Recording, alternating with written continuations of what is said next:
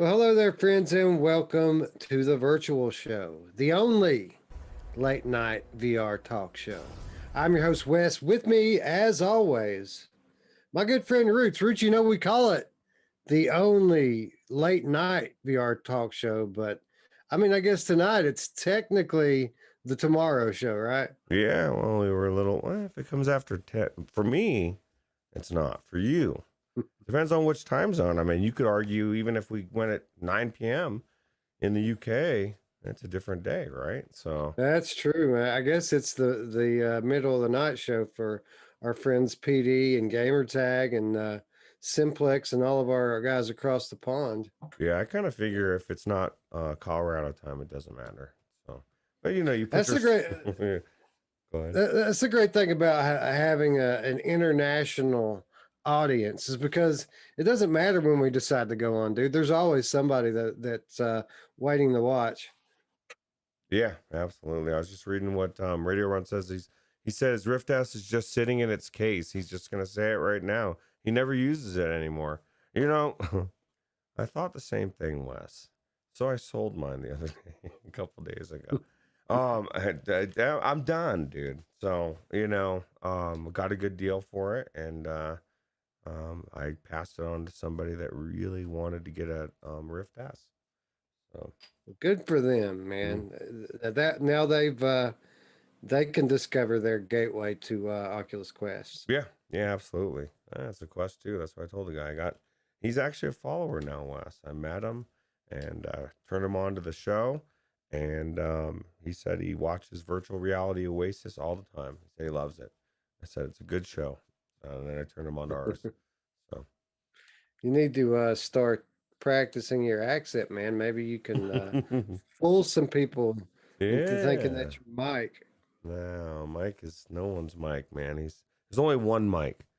And his channel is amazing. If you haven't checked it out, check out Virtual Reality Oasis. And if you haven't checked it out, I wonder what rock you crawled out from under. Or maybe you just got into VR. But it is one of the most popular channels, if not the most popular channels out there. A lot of those people that are just now getting into VR, man, and you know what? The scary thing about it is a lot of them are little kids. I went in before I started on my Viveport marathon today. I took a moment to go in and check out Oculus Venue's beta. So they've revamped venues, made it a lot more like big screen, with a full on lobby where people can meet up and talk. But they were having a Guns N' Roses show in there Oh, this really? evening, and I decided to go in there and check out that for a few minutes. But it kind of makes you go into the lobby. You can't just go straight into the event. And I went into the lobby, and there was like 20 people in there, just hanging out and talking. And literally, out of the 20, like 19 of them sounded like they were less than 10 years old. Like they were all a bunch of little kids. It was like Rec Room back in the day. And then there was just this one old dude who was friending all of them. No, that's a little weird. Um, It was a little weird. you know what's funny, Wes, and nobody really pushes it or whatever, but there's a lot of kids in there, right? Like, isn't there a limit on they've got to be a certain age to have an account, right? Um, Well, apparently not. Apparently we've got some real attentive parents out there who just like buys the what they think is the latest video game for their kids and just hands it to them. And I don't think for a moment that they're handing them a literal alternate reality. Like it's a whole other dimension of our reality inside that headset, complete with social spaces and every sort of debauchery you can think of. So a word to the wise out there, you parents who are maybe checking out VR for the first time, you might want to set some limitations down. I would absolutely set some limitations, and I would set it to where they can't talk to people, depending on how old they are, because um, if anything, people just aren't very nice. So if you don't want your kid to have a really bad experience with someone being rude to them, now if they run into me, I'm going to be nice to them. Wes would be nice to them. But there's a lot of douchebaggery going on out there in 2021, right? dude. It's a epidemic of douchebaggery, but the antidote for that's just being badass and awesome. And I feel like us and our community are out there fighting a good fight. Yeah, absolutely. And that's what I was first thing I told that guy, Wes, one of the that bought my Rift S. Um, I said, dude, have you heard of Swarm? I was like, dude, like you got to hear about this game. But before we get into this, we probably should shout out the chat, right? Yeah, man, absolutely. Before we get into all of that stuff, let's talk to our friends in chat here. Radio Runs in chat saying, I picked up the RadioG Proteus on the daily deal today. Kind of weak. I found that a bit surprising, actually. I enjoyed Radius. Now, that said, or Proteus rather, RadioG Proteus, but it was, I don't know, it's been at least a year since I played it. I maybe, grip has changed everyone's taste a little bit. But when I was in Proteus, I enjoyed it. There was a good track variety. The only problem that I had with it is that there's no multiplayer. Like it's all single player versus bots. But with that said, I mean, there's good track variety. There's good scaling difficulty in it. It's fast and it looks good and sounds good. So I mean, I like Proteus and was going to come on here tonight and recommend that people pick it up. Oh, were you really? And I was like, dude, you got to pick this up. I know it's weird because some people really enjoy it and some people don't. I thought it was okay. I'm like you. I even same thing with that new game, the one where you're flying with your hand or whatever. I want to race against other people, dude. Like it just I need there needs to be multiplayer, which I know is on the way. Um, but yeah, I Makes guess. you feel like you're playing with a toy plane, right? When you're flying around with your head. Because you imagine like a version of the Warfighters game, the Warplanes game, but it's like paper airplanes that are shooting each other, and you're just flying them around with your hand, going pew pew pew pew. Well, I'll tell you what, that's a good imagination as far as like what you would imagine when you're a kid. So it probably could be pretty cool, right? Yeah, So well, I mean that's kind of what Z Race is, just pew pew pew, right? yeah, yeah, it's pretty cool. It's definitely unique. It's pretty fun. But I need to go back into there. Radio on says he's got to give some more time to it. Techno Glitch says he is not um that thrilled about Alvo. Yeah, he says Alvo don't look bad. The gaming mechanics don't thrill me. The gaming mechanics are the one thing about it that I think are kind of cool. The fact that the movement's different. It's super fast paced. You run everywhere. You can jump routes, which you'll really love that. That you can jump. There's um, a sliding move that you can do as well. So as you come into these certain areas, you can kind of baseball slide into them, and you can lie prone. So like if you find a good spot, if you're like me and you like to camp out, find a good place to hide and wait on people to come your way, you can literally in game lie prone so that it makes it much more difficult for your enemies to see you and much more difficult for you to be shot that way as well. So Yeah, um, sounds that like that kind of stuff I like about it. Yeah. sounds more like old school Call of Duty gameplay, right? Fast, jumping around, you're Yeah. laying prone, you're doing everything. It's got kill streaks. And from what I'm hearing, the devs are very confident in the game. And I don't know, man. When devs are confident about something, that tells you something. I mean, either they're delusional or they have something good on their hand, and they really, I think my gut tells me it's going to be good. So we'll see. Yeah, well, we will see because we just got a copy of it today to check out. I haven't had time to check it Nice. out yet, but thanks to our good friend across the pond there, Gamertag, we now have access to this one. So I love that going to guy. be dusting off the aim controller and checking it out for all of you so that you'll know whether or not this is something you can look forward to. It's only PlayStation exclusive right now. This is coming to Oculus very soon. Hmm. So it's one to keep an eye on. That's something different. Techno says the aim gun makes it too easy. How does that make it any easier than like a gun stock or whatever? Yeah, well, I hear that the on a related note, I hear that the scope on the sniper stuff is actually pretty awesome. The way that you want it to be Hmm. in VR. Nice. Well, I think it's going to be good. Russ is going to find out, and we're going to talk about it at some point.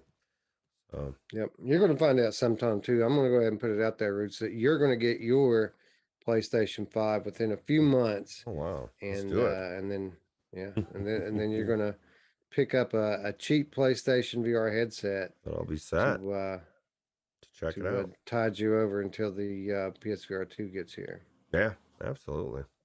Yeah, I'll take it. Or you can just take it from your roommate. Like Just walk in tell there and them, just grab it. say you don't have your rent this month, bro. Well, I'll take Say that you're not using it, and then let me use it. So for real, right? Just letting that goodness go to waste. You could be playing Hitman, bro. I know I could be playing it on. I thought about buying it for the Epic Game Store, but I think that if they ever release it, it'll be a separate copy. So you Yeah. Well, yeah. Well, we shouldn't buy $60 games on a hunch anyway. We should wait know. Yeah, it's true. until things get confirmed, right? True. Anyway, Gamer Cat, Gamer Chick 13, the Diet Pepsi Cat, back in the chat. Hello, hello. Techno Glitch Mepper is in the house. Diz the Game Cat stopping by said grabbed into the Radius on sale. Seems like it might be too much game for me after going through the tutorial.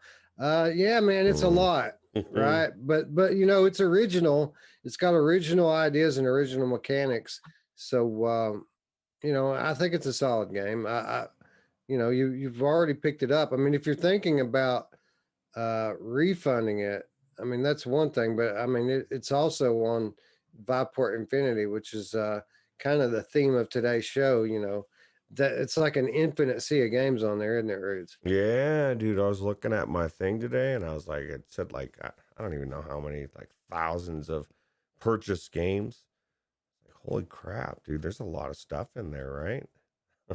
Yeah, man, it's crazy. Like I see now why they decided to call it Infinity because literally, I realized today looking through the catalog for stuff to play, uh, that one of the things I enjoy a lot about Infinity is just looking through it, trying to find stuff to play. Like I spent 30 to 45 minutes just browsing the catalog, looking at games. And I always really enjoy doing that, going through all of these games and watching the trailers and seeing what there is. And I went through 30 pages of Infinity titles, Roots, and didn't see them all and found a bunch of stuff that I wanted to play. I know. What's funny is I didn't even make it past page one, bro, before I found the game that I was gonna pick, and I still kept scrolling through, but I immediately knew what it was because I keep saying I need to play this, and I've said it for a year. I mean, I started looking into things, the reviews of over a year, and I'm like, whoa, this game's been out for a long time, and I feel like I'm late to the party, Wes, and I think you will be soon too after I talk about it. Yeah, absolutely. Lipnox VR and Eric Masher, Mash Daddy Cool in the chat, as well as Chris Duncan. So Mhm. thank you guys for showing up and showing out. We appreciate it. Yeah, absolutely. But really quick note before we get into the game talk here. Just a few days left if you want to enter our giveaway. Ooh. We're giving away some Steam keys, and we've got a bunch of different games. We're making it winner's choice. So, I mean, there's a lot of different things you can choose from on here. Going to pick the winners on Sunday. And after we name those winners, we're going to kick right into the next giveaway because, normally we don't like to do a lot of giveaways, but occasionally a developer will step up and say, hey, you want to do a giveaway? And that was the case this week. So we got the next giveaway all lined up. We have a nice group of keys to give away for one of the best titles that came out within the last year. So tune in on Sunday for that. Oh, that's crazy, dude. Yeah, you're right. It's cool when developers want to help us and give away games at the same time. Which is cool. Yeah. Well, they just sent like email out saying that our game was a success on every platform we launched on. We want to celebrate. And I was like, Mm. you know what? Let's do it. We want to celebrate Congratulations. too. Hell yeah, dude. But anyway, we have a more games than you can shake a stick at to talk about tonight. So why don't we kick it off?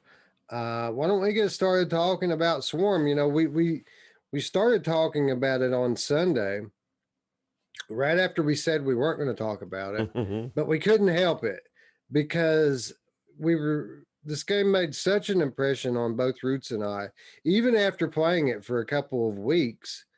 Um, we're still super pumped, even now, super pumped about just how good this game is, and it's a timely release with regards to our community because we've kind of had this ongoing discussion over the last week or two about what's the most important when it comes to gaming. Is it photorealistic graphics or is it gameplay and how it feels to play a game? And Swarm, you know, comes out as if on cue with its, you know, I mean, very good looking cell shaded graphics, but some people would just disqualify it immediately just based on that. But if you do that to this title, I got to say, they're missing out on a pretty good one, right, Roots? Yeah, what's weird is it looks amazing, and we keep talking about how just a couple years ago the PC VR games didn't even look as good as this game looks, and all the people that will shit all over this because without even really looking at it, loved those games and love other games today that really don't look that good.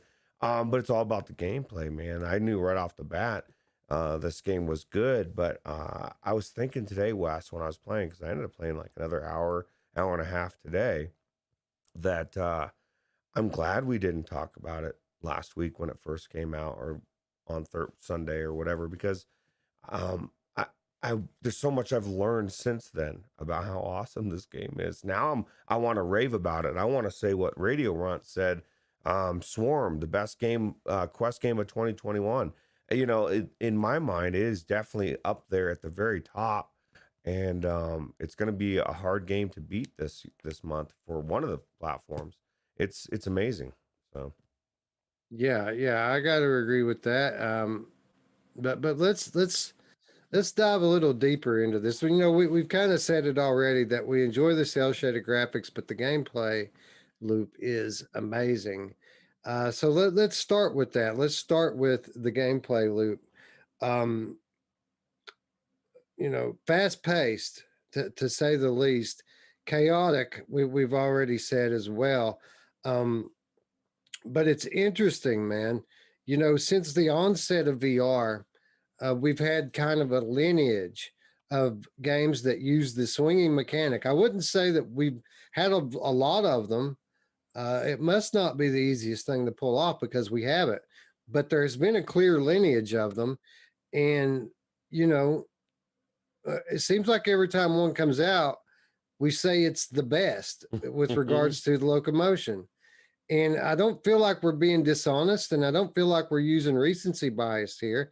I just think that people keep iterating upon this mechanic and making it better. And I got to say, in the case of Swarm, it's those iterations, it's the fine points that maybe you don't get the first time that you pick it up. It's the things that I didn't like about it the first time that I picked it up that make it better now that I've gotten used to it. yeah, it's amazing. And it's funny because somebody in the Discord said that several days ago they were saying that they didn't think that the swinging was as good as Jupiter Grod or other games, right?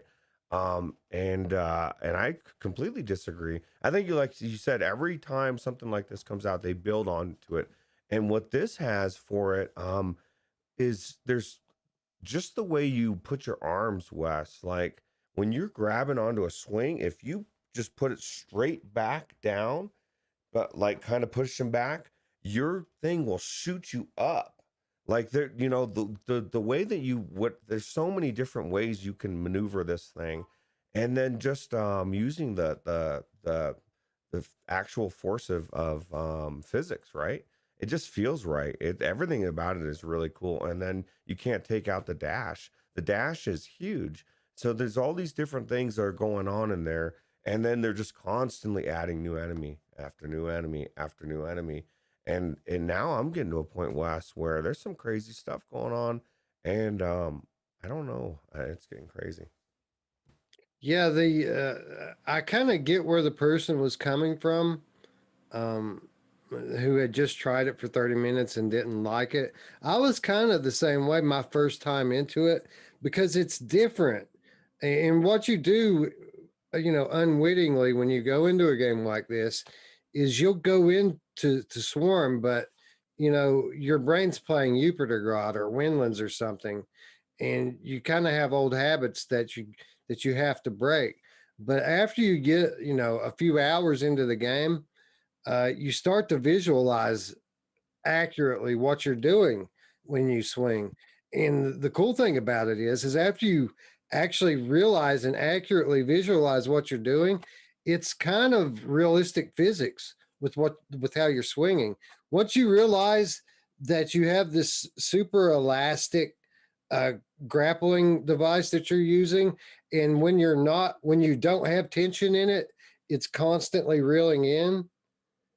Once you realize how that works, then you can really start to build momentum. And that's the one thing that's different about this than all the other games before it is you can kind of use this pumping action to build up speed and height, and it's really uh, effective uh, when you're starting from a standstill or a slow or hanging position. Uh, you just have to realize that whenever there's no tension in it, it reels in. So you swing your arms back, it puts tension in it, it begins to propel you forward, but only so much, because just like if you're thinking about this, just like in real life, if you had a certain amount of tension in it, as it begins to throw you forward, that tension is going to diminish and you're going to slow down.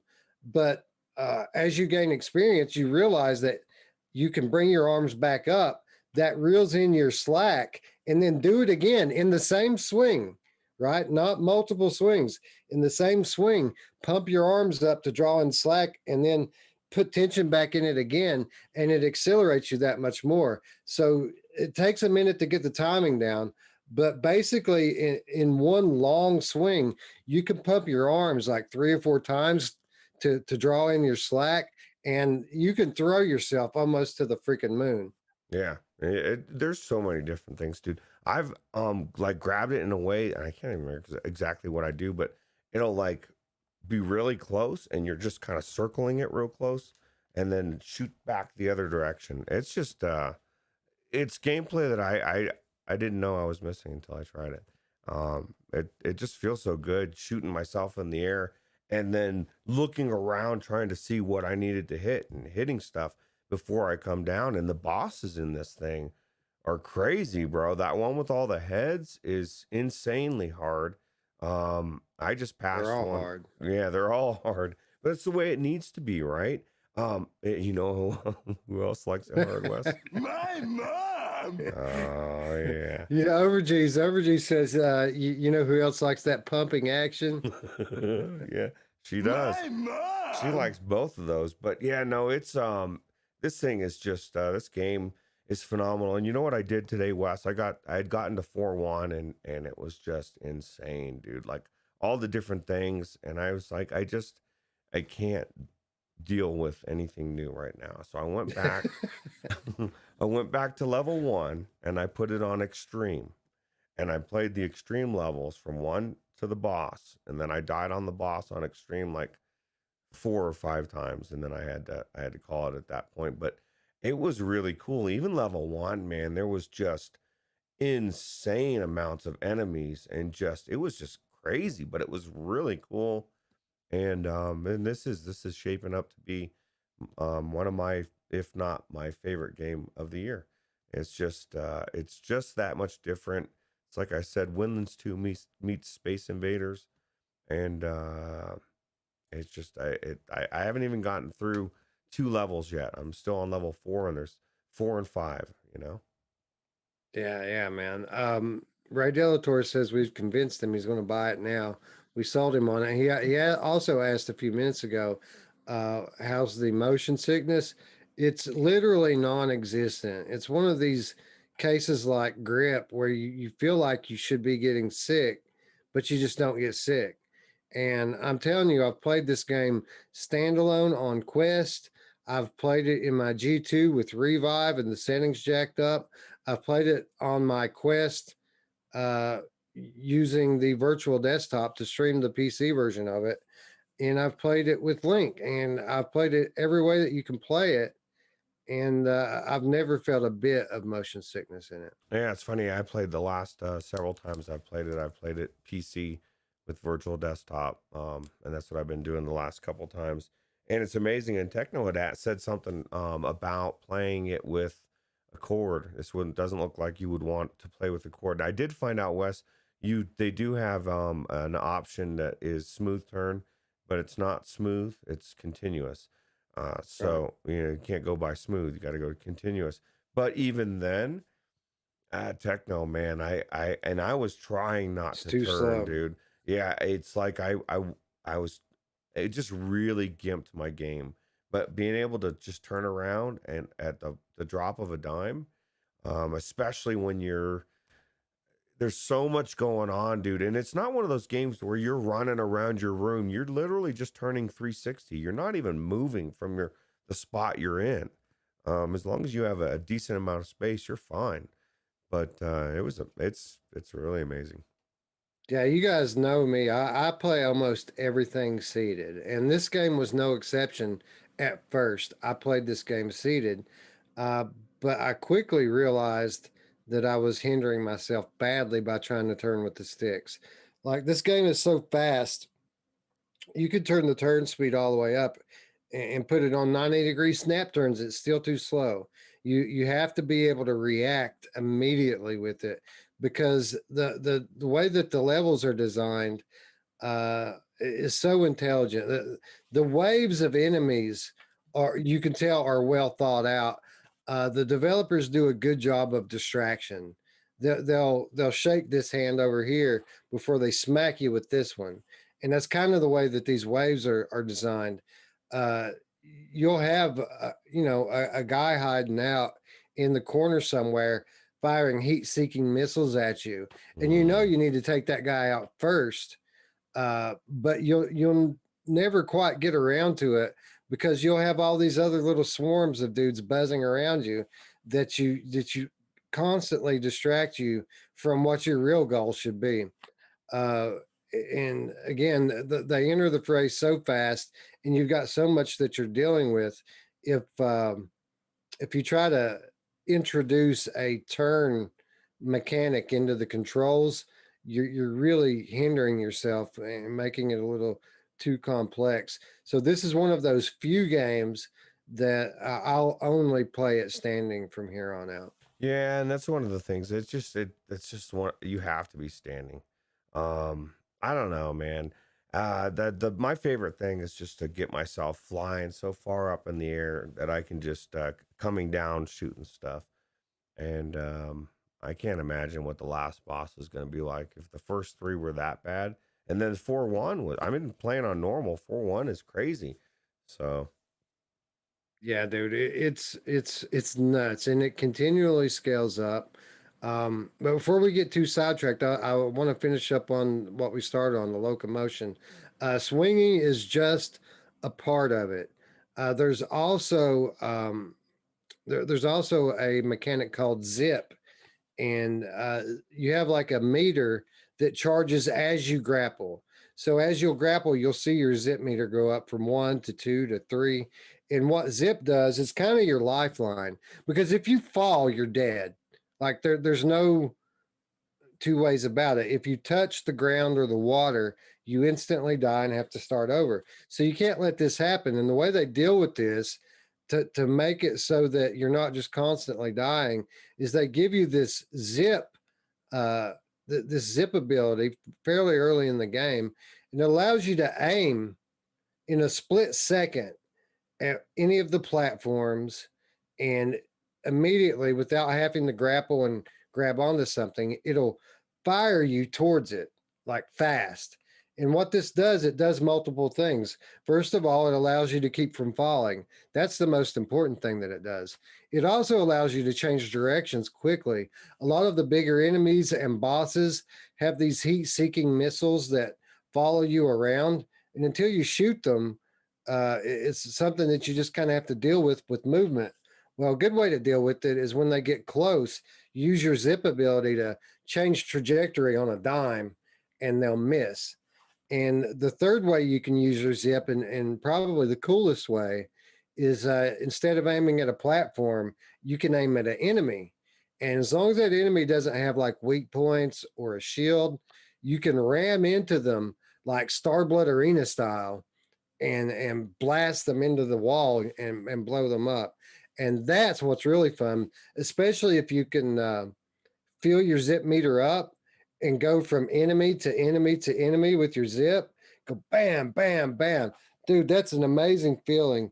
And it's just so awesome. And it's a, a great addition to the already awesome locomotion system that they have going on here.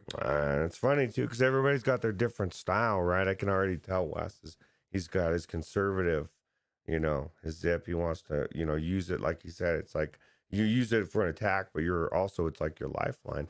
I use it a lot just for movement to get myself like zipped up in the air. If I'll let myself deliberately get down, and then I'll point at the highest one up and just shoot myself up, and then start hitting stuff. And that zip is like, dude, the first like couple hours I played, I didn't use it.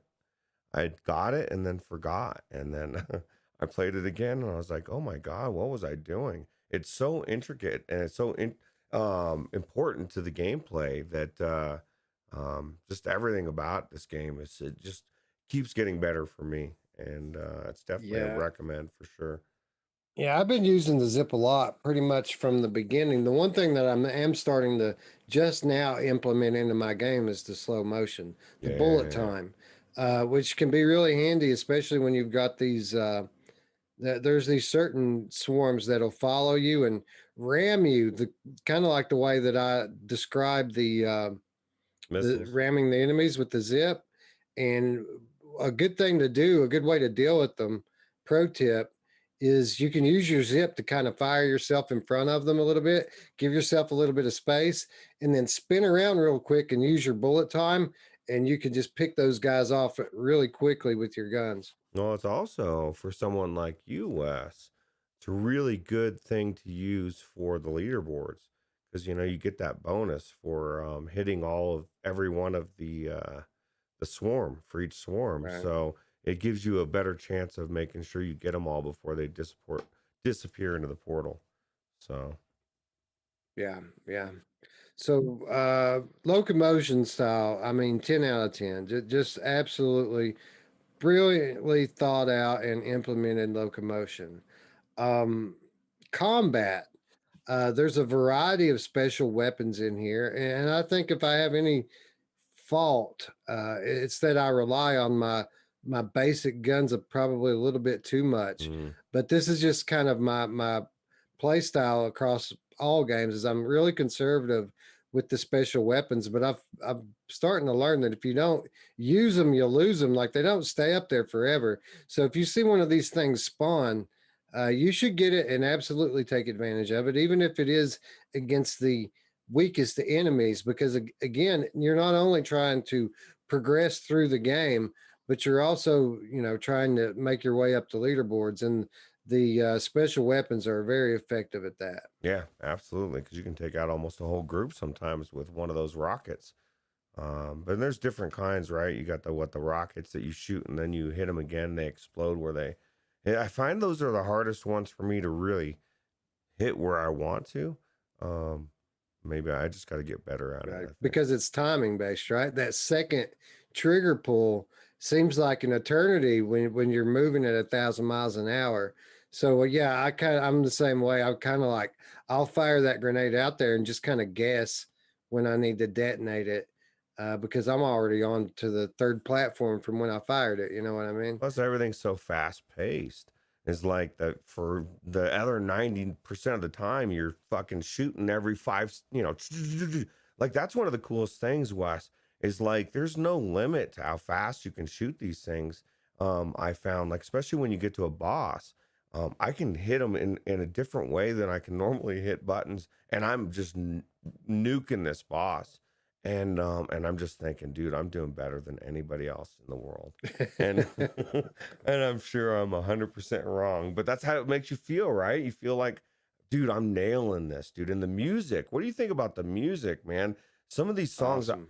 yeah, it's awesome. There was a song in, I think it was the third boss or something, and it was like, it was really cool, dude. I don't know what song it was, but it was really cool. Yeah, I really like the music. It sets the tone from the very first moment when you start the game, when the logo first pops up and that music kicks in. I mean, I dug that so much that I put it in my video, even though I like cut out all the tutorial and all that other stuff. Made sure I got the intro in there just because it's so badass. I didn't do a tutorial. I didn't even know there was one. Is that bad or no? I don't know. I just went in and just started doing Yeah, it of the game. yeah, Yeah. yeah. Just do it, man. Just Just do do it, it. dude. But a good variety of weapons here. Although, again, you pretty much rely on your basic guns most of all. The really cool thing about the basic guns is, they're single shot guns, but if you get a certain kill streak going on, they become rapid fire submachine guns, and it's as long as you're killing enemies, that effect lasts. They give you 2 seconds to kill the next enemy, and as long as you can kill one within 2 seconds, you'll keep your rapid fire. And that might seem like a not very much time to get to the next one, but it's actually an eternity. Like you're killing an enemy every 5 to 10 seconds easily, or I'm sorry, every like half a second, 0.5 to 0.10 easily. And really the only thing that limits you is when you get in between the waves. That's when you lose your machine guns if you're good at firing. Yeah. Yeah. Well, either way, it's still fun. But I don't know. This is one of the games I don't see myself really getting tired of it, even going back in and just swinging around and shooting stuff. That was one of the things that it's like you played Windlands too, and it was cool, but it was like I want more, right? I feel like this game delivers more as far on top of the locomotion, right? Yeah, well, it's a very different style of game, even though there are some very striking similarities that really only these two games have in common. There are no others, just these two. But night and day the differences between the structure of these games. Windlands 2 is like an open world adventure game, well, this is an arena based arcade style game. It's all about the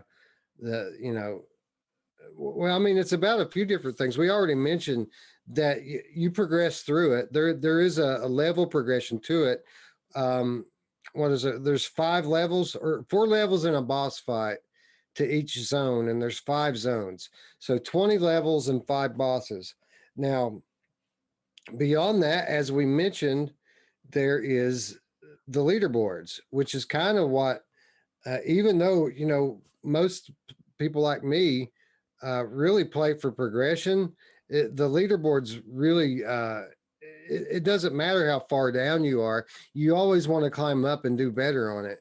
So it's kind of a weird thing that's always in the back of your mind, even if it's not your top priority to move up the leaderboards. So you have these two different, I don't know, these two different things that you're considering that gives the game replayability. But the third thing that I really enjoyed about this game that I haven't heard a lot of people talk about is the structure of the UI. It's very reminiscent to Robo Recall. And not only does it look like Robo Recall, but it's structured like Robo Recall, meaning every time you go into one of these zones, there's a list of objectives for you to complete. And those objectives are just like the objectives in Robo Recall: kill certain enemies in a certain time frame, uh, kill so many enemies in this certain fashion. Uh, Basically, if you played Robo Recall, you know what I'm talking about. And if you haven't, I don't. Roots questions your soul. Yeah, what are you doing? Yeah, so that I didn't even. I mean, I did notice that there's different things you can do, but I wasn't even thinking of it from a Robo Recall perspective for the UI. But I agree, it definitely has that vibe for sure. Oh, there you go, full auto. You just got it, Wes. But yeah, dude, it's definitely cool. Yeah, man. So we touched on the graphics and sound. We touched on the combat and the weaponry. We've touched about the three different aspects to the gameplay, giving it ultimate replayability. Plus What extreme about the mode, environments? extreme What mode about too. the You know, extreme mode? yeah, that gives Oh you what yeah, I did. yeah, That gives you a whole nother set of things to go through. So yeah. yeah. Right. The difficulty settings at the beginning. I haven't messed with that. I put it on normal and left it on normal because it's hard enough as it is. I loved the extreme mode, man. It was so cool, bro. I almost want to just try to play through the game that way now. Then I don't have to do 4-1 again. It's crazy. Yeah. Well, you're gonna eventually get back there, man. You're gonna have to deal with it. Oh, Radio Run says there's a shark. We got to talk about the shark. Did you get to the That's the shark? reason. Yeah, well, I mean, there's a shark in level 1. That's why you can't fall. Is because the sharks will eat Oh, you. that's right. Yeah, it comes at you and just snatches you. That's rude, huh? Yeah, it is rude. Let's talk about the environments. Big time diversity in the environments, right? Yeah, yeah. Each one had different things going on. Like a second world has a bell flying through it, right? Um, each one are different, are really cool. So uh, Yeah, and more elaborate as you go, right? Like the next one's always like bigger and more more detailed. platforms, Yeah, and more platforms as well. Yeah, it's more actually platforms, yep. a lot. I'm not just talking about the playable area either. I'm talking about the entire art style and the look of it. Like you go from this pretty basic deal that we're looking at here to a little bit more elaborate for Zone 2 in the desert Middle Eastern level, and then you go to that Metropolis level, which is like completely insane just to look at. And you know, it kind of follows this same progression as you go on, and you know, the playable area kind of follows along with what you're seeing take place outside of the playable area. Yeah, absolutely. Well, what about the questicle graphics though? I'm just kidding. Um, Um, I didn't I think did it. notice. I mean, to be fair, on some of um, Foveated the rendering. surrounding, no, on some of the surrounding areas, like the kind of, it was kind of like the same thing we saw with VR Adventure in the very far distant uh, areas. They were a little low res. It wasn't something that you noticed at all when you were playing, but if you're just sitting there, just sitting still and trying to appreciate the art of the game, it is something that you'll notice. But I mean, it's really a nitpick. Did It's you know? not.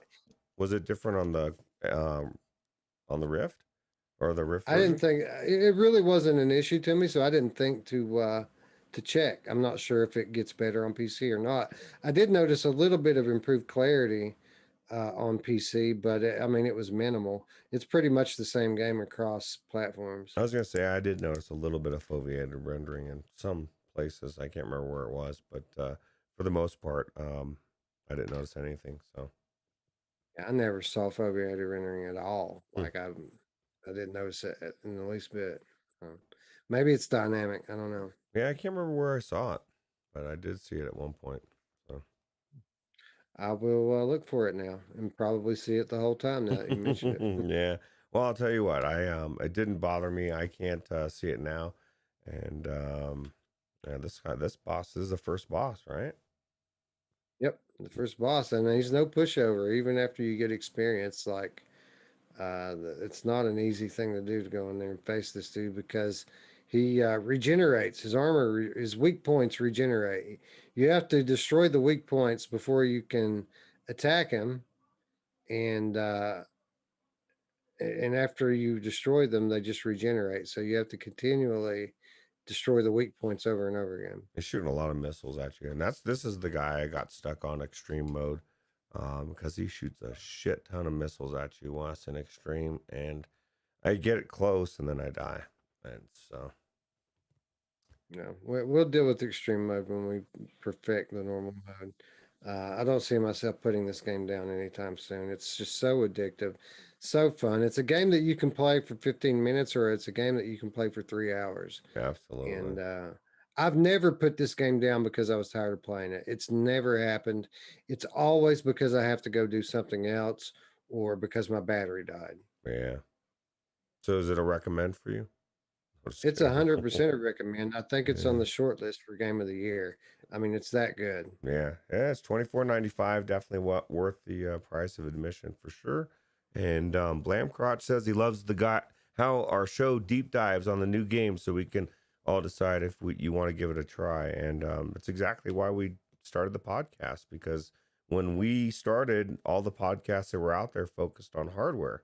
It was like nobody talking about the games, and so we felt like it was something we wanted, right? We wanted a show like that, so we created it. So I agree. Yeah. So really, I mean, there's not a whole lot that I feel like you can do to improve this game. I mean, they could add more levels with DLC. Obviously, more of a good thing is better. But really, there's only one thing I could think of that would improve it at all. Co-op. Yeah. Multiplayer. Yeah, co-op Multiplayer. multiplayer. Hell yeah, Um, dude. so I did suggest this to the community manager over there, and the reply I got was they're working on it. So it's Oh. now I don't know if that's co-op multiplayer or versus multiplayer. I don't Mm. know when it's coming. All I know is that 100% multiplayer is coming to this game. Ah, cool. That's awesome, bro. Yeah, it's amazing, and sometimes Ruuts. Like when a game comes out and it's $25, what's Ruuts always say? Even with good games, well, I'd rather it be 20, right? Yeah. That's what he always says. You're not hearing him say that here. $25 all day long, cross-buy enabled. So if you buy one, you'll get it on both platforms. And yeah, man, yeah, I don't see the situation that anybody who plays this for longer than 60 or 90 minutes don't love it. Like, Yeah. there's a little learning curve to it, but if you can play through that, this is an amazing and addictive game, one of the best releases of the year, and a game that I'm absolutely sure that we're going to be talking about in December as we hand out the awards for 2021. Yeah, absolutely. Yeah, if you don't have this game, I do question your soul. It's only $25. Yeah, actually I think $25 to me is cheap for it, just because it's so amazing. And the replayability, it's one of those games you'll be playing forever. And it's good. Yeah. Wes, you're crushing this boss, bro. Yeah, well, I mean, this is the second time that I made this video. If you pick the right one, I'm not sure. This is the public one, right? Yeah, this The is the one that I just went to the channel and just downloaded the whatever you had on there. Well, I had two videos on there is what I'm asking. I had one that was for the patrons and then another one that was for the public. Oh yeah, well it would have been for the public because I didn't. I just went into from Ruuts' perspective, and I'm just some average schmo. You know, I don't have any extra things unless I log over to the other account. Yeah, well, if I beat the boss on the first try, then that's the public one. Because the second time, Hmm. I was anticipating that I would die a couple times and I ended up just killing him. So it's pretty cool. Yeah, I crushed it, dude. I'm like the best there is at this game. That's what I wanted. I wanted the song that I'm the best around to be playing, because Yes. that's how good I was, Wes. Oh, one thing we didn't talk about was the storytelling and the narrative and the comedy and the thing. Absolutely spot on. It's kind of got that I don't know if anybody in the in the audience ever like collected comic books, but it's got that attitude that used to come with titles like Lobo or Blood Wolf. It's got that kind of high testosterone humor going on where the guy's just a total badass and nobody can touch him. Your character, I mean, and he's supremely confident, even though he does tend to fuck up from time to time. It's never anything he can't bounce back from. And it's constant one liners and zingers from him. And it's really funny and entertaining. And you know, as far as like the comic art, the panels, it's just one more example of what we always say. This needs to be a thing in VR. They need to bring the print, the real life print comics in the VR and start telling those stories in this manner because I guarantee people would buy it. I would buy it. I found it completely awesome. Yeah, yeah, it was definitely a good addition to the game as well as everything else, right?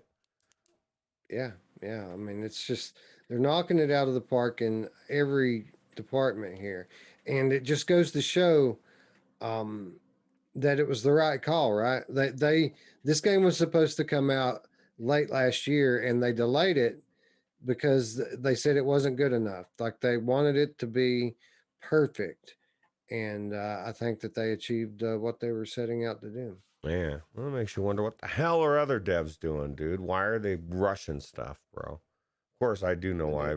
There's those things that you talked about that want to chase you. They just come Yeah, to, yeah. The stingers. yeah, they're fast, bro.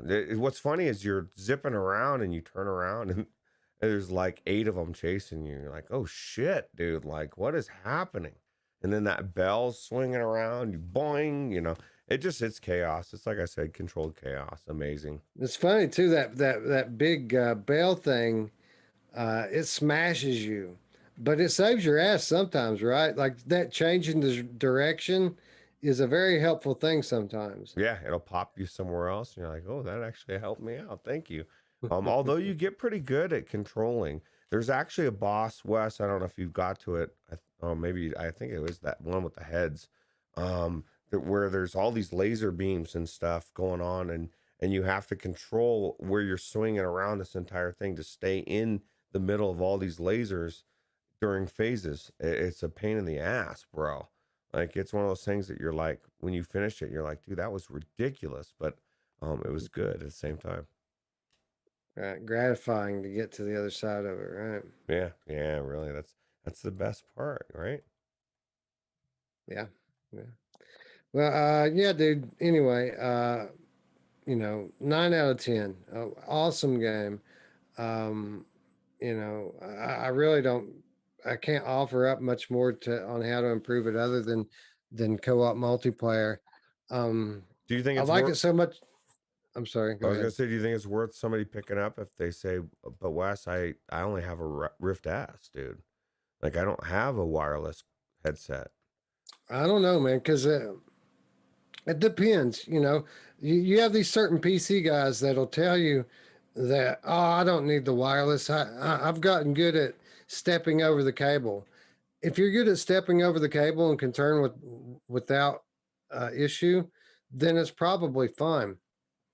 For me, when I tried to play it with my G2, I kept tethering myself at the ankle. Like I kept tying my ankles together and it was a hindrance, right? It was something else to think about.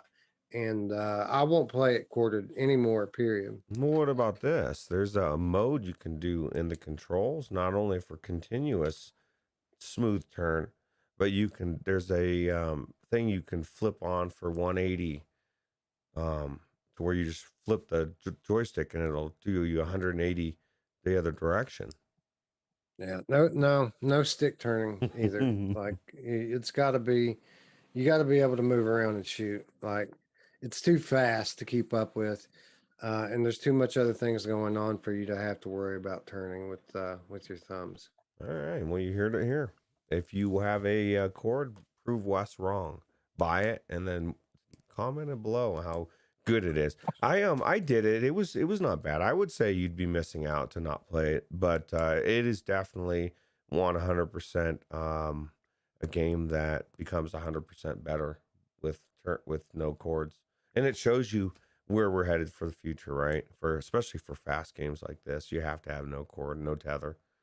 So Yeah, and if you had one of those deals like some people have with the stuff that like routes your cord through the air instead of on the ground, I mean that would work. If you could put that with a swivel chair, you wouldn't oh, even have to stand up. that's true. That's very true.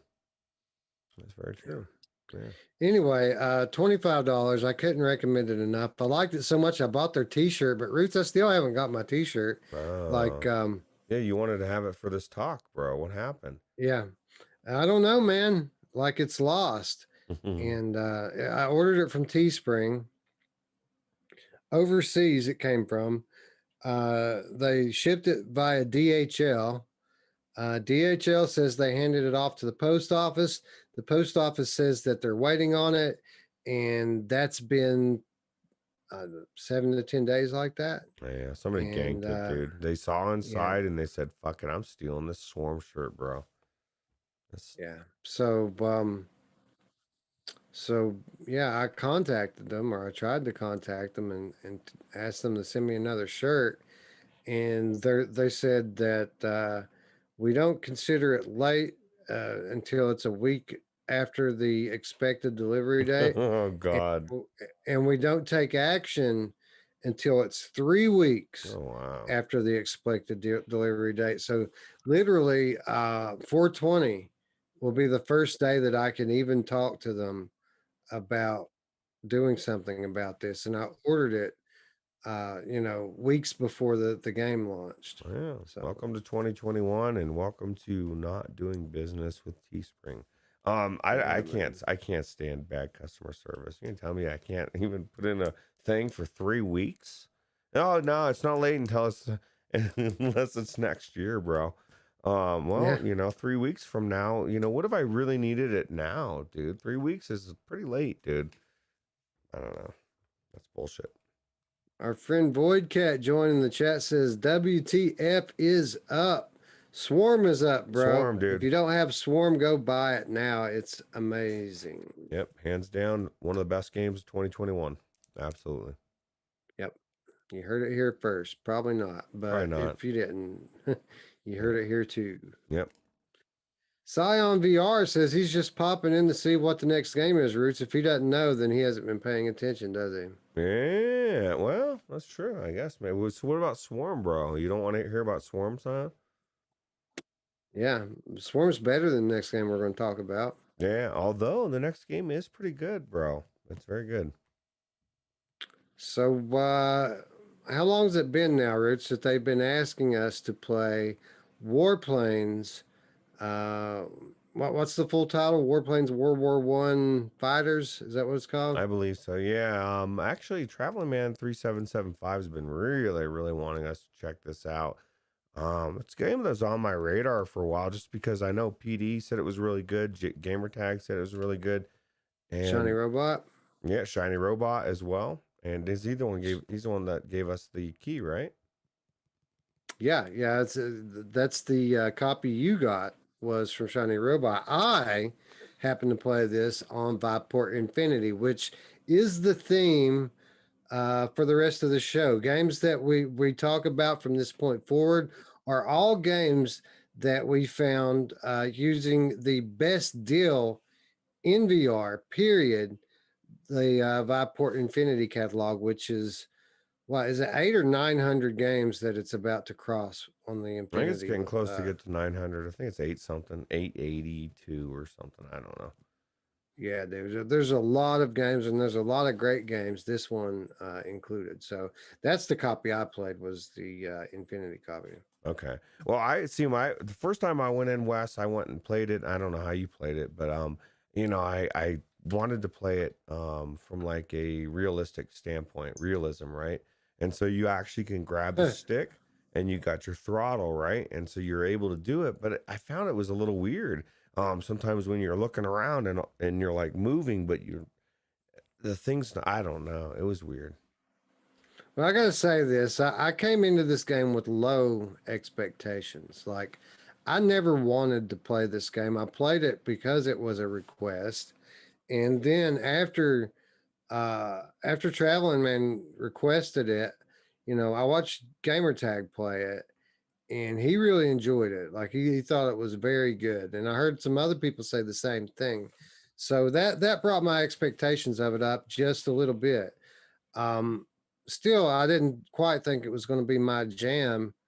And when I got in there, I mean, you know, I, Roots might be the type that never plays the training and tutorials in games, but I'm just the opposite. I always like to learn the game before I get into it. There really is no training mode here or tutorial at all to speak of. You just go into the game and you start playing. Now, with that said, what this game did very well was give you a choice of difficulty.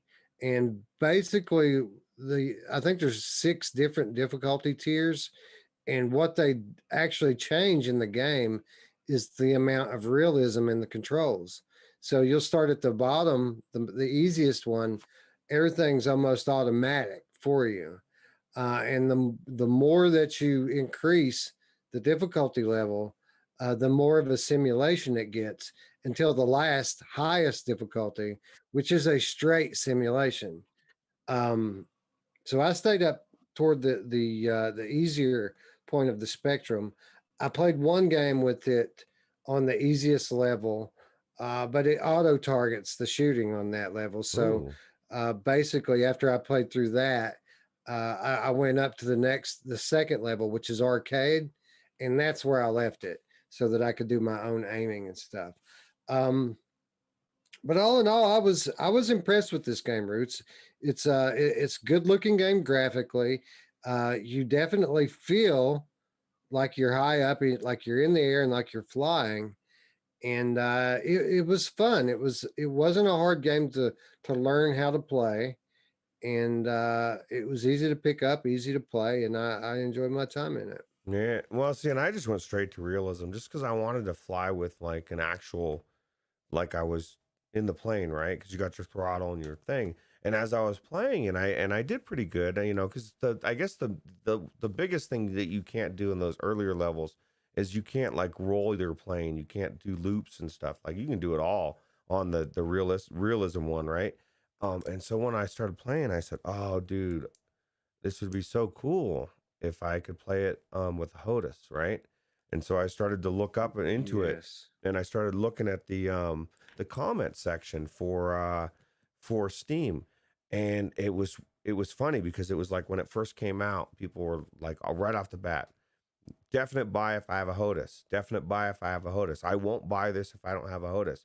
Dev comes in and says, "Oh well, not sure if that's for a plan or not," and then it was just comment after comment after comment, and then a week later, well, we're gonna do it. You could see the progression, right? And this is my point: is all people always have like they want a HOTAS or whatever, man. Your voice speaks. Go to the comments, tell the devs what you want. People did that for this game. They gave HOTAS support, Wes. I played it a second round with my HOTAS. It was amazing. And I had, what it was cool is you got your in these missions, you've got bombs you can grab and drop, right? You've got a flare gun you can shoot. And so I just kept my controller on my lap. And so when I needed to do that, I just grabbed it and did my shit. And then the HOTAS was so amazing, Wes.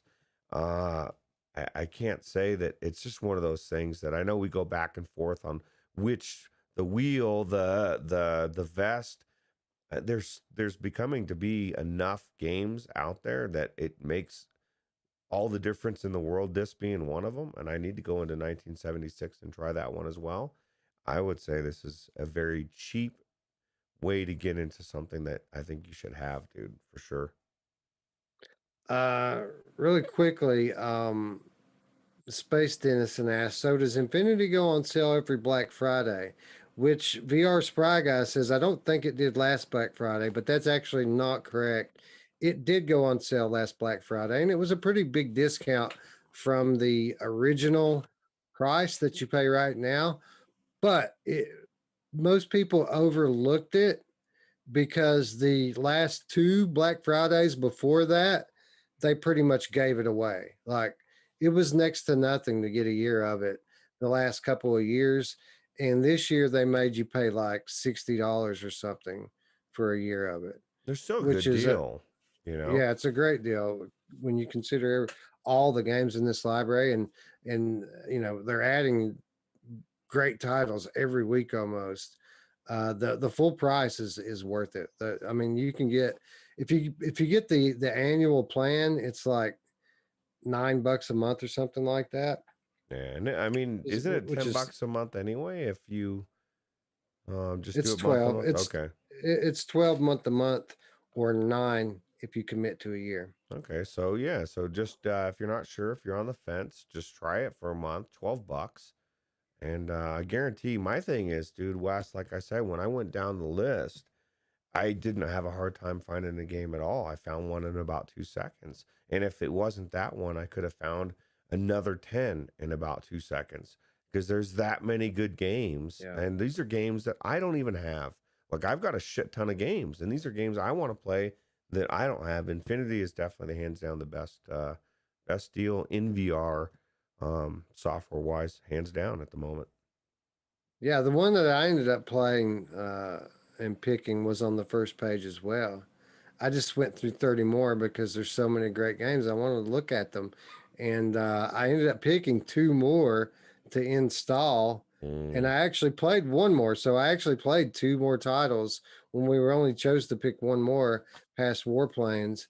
And there was another one that I installed that I didn't even get to because I ran out of time. That's how I was with that slurp. Was it Slurpees, slushies, or I don't know what the hell the Yeah, name. Space Slurpees. Yeah, Space Slurpees. I was gonna play it. I downloaded it. I'm ready to play it. I it interests me enough to check it out, and it's probably a game I wouldn't run out and buy, but I don't know. So Yeah, so Libnock says 700 games or something, like almost 900, dude. It's like 896 or something like that. well, and they're constantly adding new releases too. That's the thing. It's not like you're getting, oh, this is what you got, and they're never adding. It's like every month they're adding the new stuff, right? Yeah, and there's games for a lot of different platforms. What I came to realize today, Roots, looking through all of those games, is you'd be surprised at just how many awesome looking Vive exclusives that there are. Like there was more than I expected.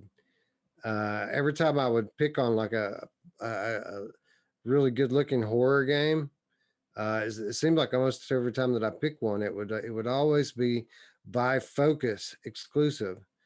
And Well, it makes you wonder if it actually will be or not. Because sometimes it says that, and then you go in there and it's fine. well, So, Focus is standalone. It's their Quest. oh well, then So yeah, it absolutely is. Yeah. yeah. But I mean, I bet that I came across 20 titles that I wanted to check out that were Vive exclusive. How many exclusives do you think Vive Focus owners wish they could? Well, I guess that they could try that are Quest exclusives. Well, the thing about that is the Vive Focus market is China. Yeah, that's That's where true. all the focuses are at. So I don't know. And I don't know how aware they are of Nathan's got Quest. one. Does Nathan's he? the only, yeah, he got one when they first came out. What if he uses it? Blamcrotch says, I bought 2 years of Infinity at the killer deal. That's what Wes did. Then I just now let it roll over at regular price. See, that should tell you something there. He got it for free. But when it went to regular price, he didn't stop it. Like that their marketing strategy of giving it away worked Right. because people like Blamcrotch here realized just what a great deal it is. Yeah, there's just too many games or experiences that come out that intrigue me enough to want to try that I'll never buy just because I'm not sold 100%. For me, that's the biggest thing where it fills in. Even the game that I picked today, I've been wanting to try forever, and I don't know why I didn't, Wes. So, Yeah. But back to Warplanes here. What you're saying with the HOTUS, I absolutely can see it because that was really the one thing that kept me from playing more of this game was I really wanted to have a HOTUS, and I've never used one, but I could tell that that's what this game needs, because uh, it's a little too sensitive to use the manual sticks on the controllers. So what you end up doing is that there's a virtual HOTAS. There are controls in the plane that you can control with your in-game hands, and that's the best way if you don't have a HOTAS to play. The problem is that after you play a few levels like that, your arms start to get really tired because you're constantly holding them up, never letting them rest. Where if you had a HOTAS, you could just rest your arm and use your wrist to steer. So that was really my big takeaway coming out of this game. Is it was a lot better than I thought it was. It looked really good graphically, better than I expected, and I enjoyed it. Even though flight sims aren't my thing, I enjoyed the gameplay of this quite a bit. There's good progression. Like there's a good selection of planes for you to buy with in-game currency. All the planes are very upgradable in different aspects. Um, it's a very well thought out, well developed game that I would play a lot more of if I had a HOTAS. Well, let me give you some advice on the HOTAS. Well, and this is not even on the HOTAS. This is also on the virtual HOTAS. If you're going to play this game and you're going to play it on a Quest 2, turn your hand tracking off. At least if you're on, I guess it wouldn't be so much if you played it on the, I played it wirelessly. All I know is that it was weird, Wes. Is like when I had my hands were doing two different things, dude. I had the HOTAS and then my hands were also out there, and it would like shoot sometimes, and so I ended up turning off my hand tracking because it got weird. So Did somebody say that this game there's a Quest version of it? it is on App Lab, absolutely. Wow, this doesn't seem like something that would run on Quest standalone. This is a fairly physics intensive game, isn't it? Yeah, And it's you know it's got multiplayer. good too. graphics too. Yeah, they got really good multiplayer as well. That's where it shines. Where we could go in and do some battling with our friends. And I will let you know too. You can't if you try to fly through those wires for the Zeppelin, you can smash into them and it will kill you. Just Oh letting you yeah, I ran into the enemy planes a couple times. Yeah. No, this is really good, man. I was very shocked at how good this game is. Definitely worth picking up or trying on Infinity all day long. Yeah, I want to try the App Lab version of it now. Yeah, yeah. Well, and the thing is I believe, if I'm not mistaken, the people that bought this game, didn't they say somebody said that they gave it to them for free on App Lab, or if they had the free version before, or I don't know, maybe I'm mixing games up, but definitely worth playing. I would love to play the App Lab version as well. Well, maybe the developers will be kind enough to allow us to do that, and we can revisit this one in the standalone form on down the road. I'd be interested to see how it stacks up, because it's a beautiful game on PC, and again, it's very physics intensive. So I'd be interested to see how well the Quest 2 can handle it. Yeah. Now, Overg says he just renewed his Viveport at full price today. Totally worth it. I like the cut of your jib, sir. I like your logic, and like I like to tell customers, common sense in 2021 is a precious, precious thing that you need to hold on to because people are losing it, bro. Flip Knox says, in my opinion, if you have a VR headset and a gaming PC, you're doing yourself a disservice not to get Infinity. Yeah, I would agree. There's just so many games to 100%. play, you know? And it's not like Well, the old days, right? When Viveport first came out, didn't like Anthony swore it off because there was issues with it. But man, now it's just can't remember the last game I've downloaded and played that didn't run perfect. You know? Yeah, and even Anthony's a believer now. Like he raves about Infinity today, when he was like the biggest anti-Viveport person that I knew back in the day. So that Yeah, should tell you something. that's true. Absolutely. Anyway, beyond Warplanes, which by the way is a recommend if you guys have Infinity or out there. What is it like? It's only like a $15 game on Steam, isn't it? I think it's $15. Yeah. Yeah, Absolutely. I recommend it at 15. Yeah, absolutely. Shit, it's almost a $20 game, but 15 feels about right. So Yeah, yeah. So yeah, definitely check this game out. Even if flight sims necessarily aren't your thing, the combat aspects of this are really what makes it fun. It's not really just the flying, but the aerial battles and it's cool because like you're not just fighting planes, like you're taking out targets on the ground which are firing back at you. It's World War I style, like, war fighting, and it's fairly what I would consider to be realistic, and it's you can make it as realistic as you want it to be. yeah, absolutely. And what's cool is I don't know, man, just the even just flying around just feels so good. And being able to take off, I don't know if you did any of the missions where it had you take off and land. That was pretty cool as well. Yeah, I'd like to be able to fly one of these planes through Google Earth and crash into the Giza pyramids or something. That would be cool, dude. Google Earth, I guess they kind of have Google Earth. It's called Microsoft Flight Sim 2020. Right, right.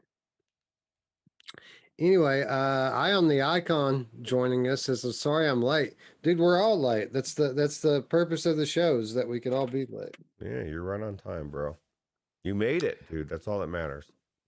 Anyway, this wasn't all that we played on Infinity, not by a long shot. I got to play a game that I've had my eye on for a few weeks now since it joined the Infinity lineup. It's a fairly recent release called Sleep Tight.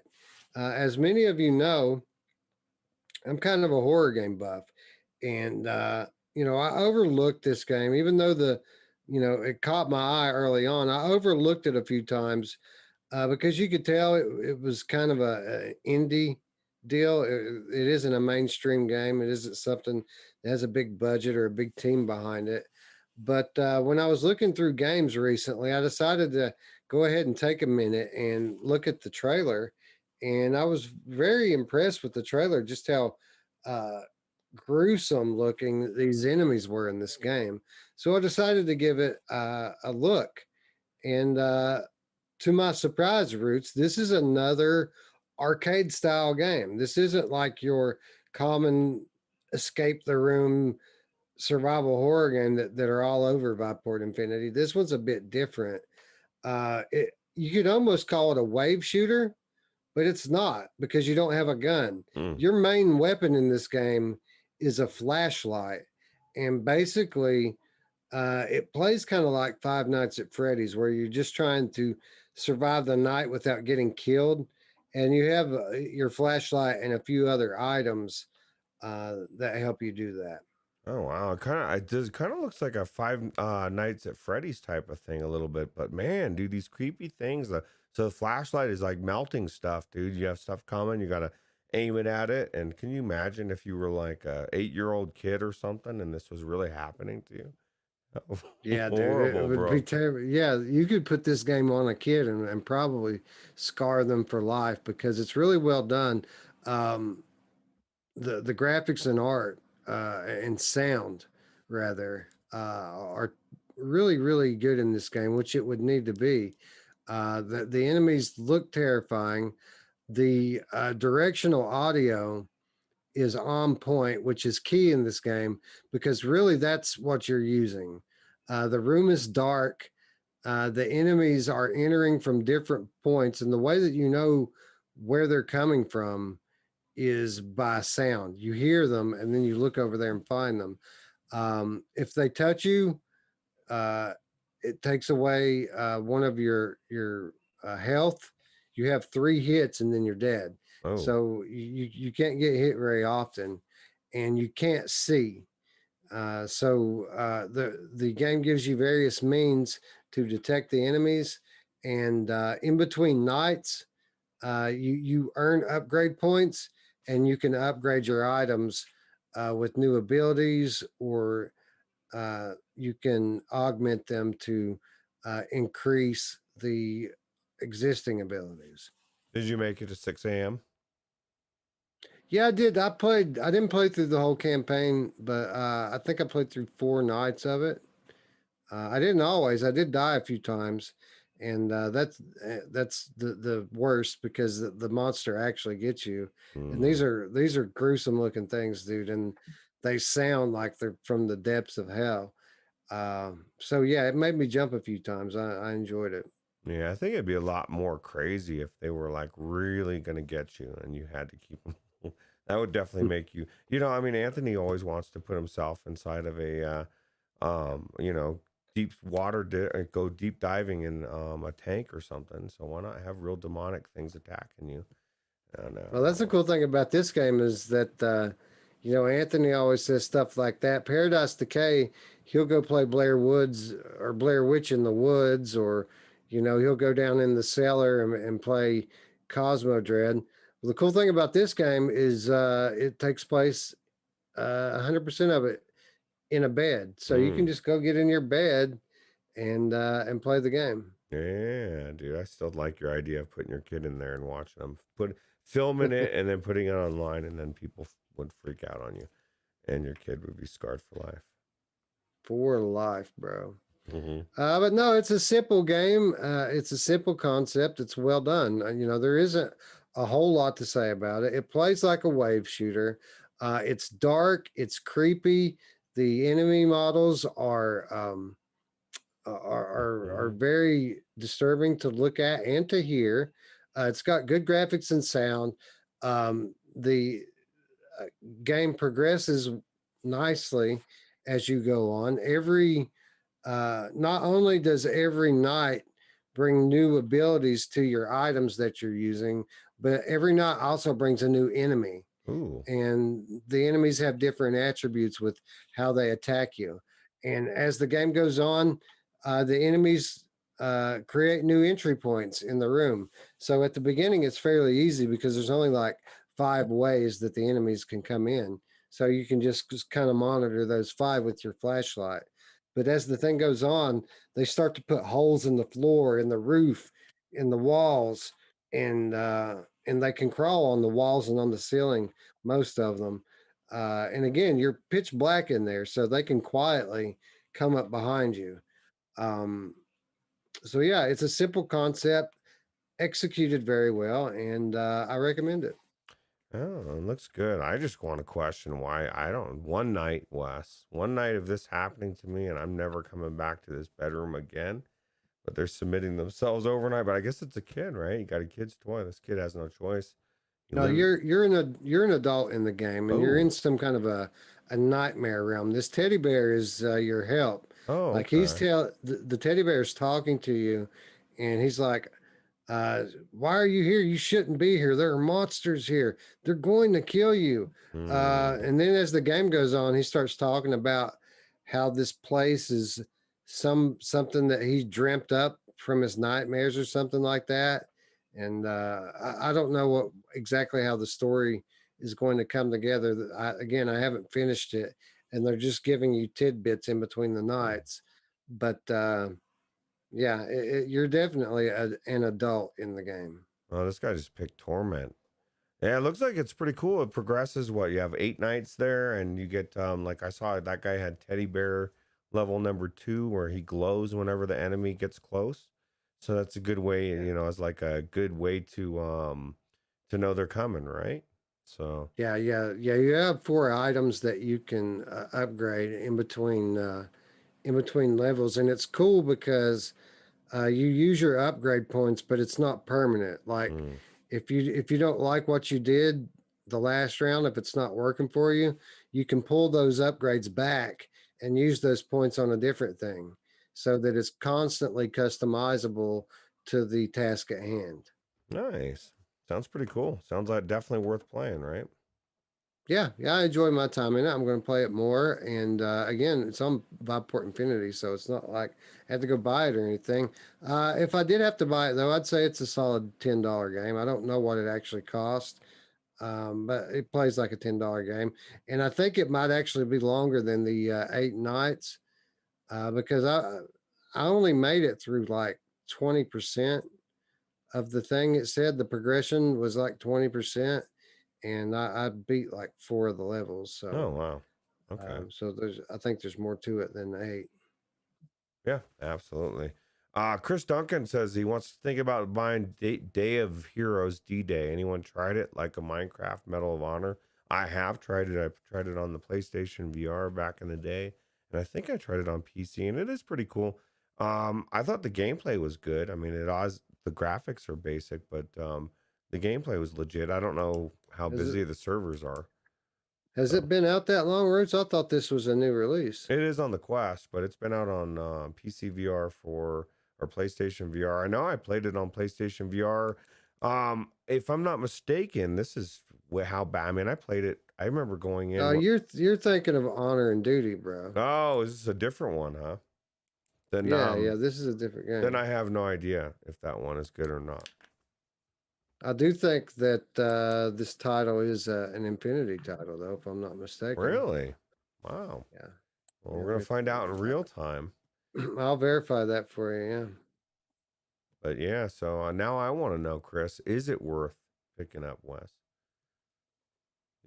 Things are creepy. Oh my god, dude, that thing was right in that guy's face, bro. That's not cool.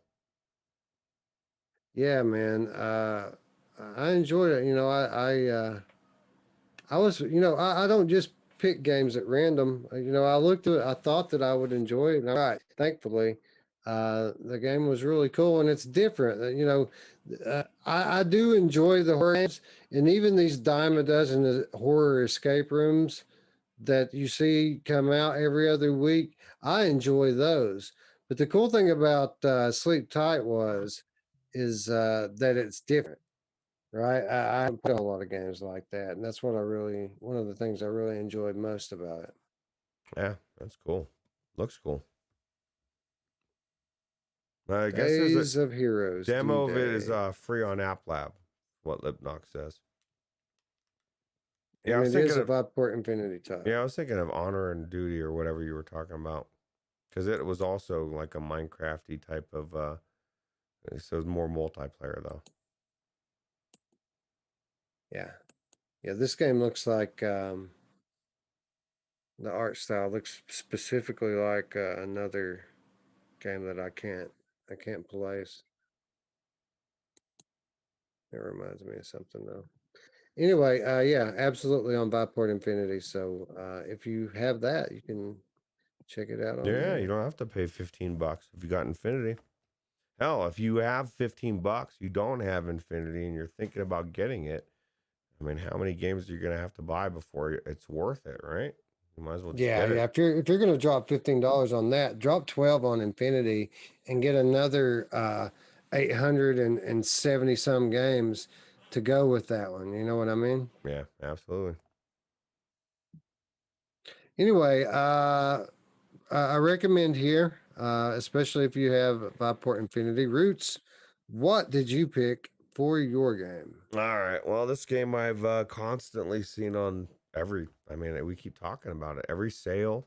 And I say the same thing. This is a game and we both agree that we think it looks good. Why have we not tried it?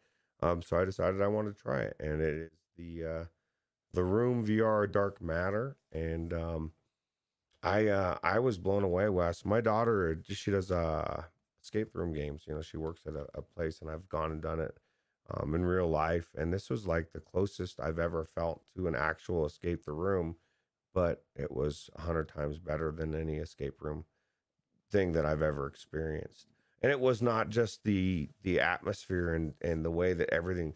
Now, obviously, I like this time period, and it's cool, but the story, the way they've done it. I mean, clearly you can tell was a regular game brought into VR, correct? No, this was a mobile franchise that they decided to make a VR game in that universe from Oh, that series. wow, this is phenomenal. I know a lot of people might be put off by the teleport node to node based, but that's just the way it's. There's only specific areas that you're supposed to be in, and the puzzles are super cool. It's one of the coolest things about it. They all make sense, and they're one of those ones where there's just it. I, I don't know, man. I was sitting there playing it, and I was like, man, this game is gonna blow Wes away, dude. This is like a game he needs to play this game, dude, because it's got everything you love about it, and it's the best um, game of this type that I've ever played. So Cool, cool. I get a little bit of Wilson's Heart vibe from it. Does it play anything like that at all? no, I mean it's more like I said, it's more there's just so much going on. Like there's like some kind of magical thing going on as well, like that teleports you around. There's a story going on every once in a while.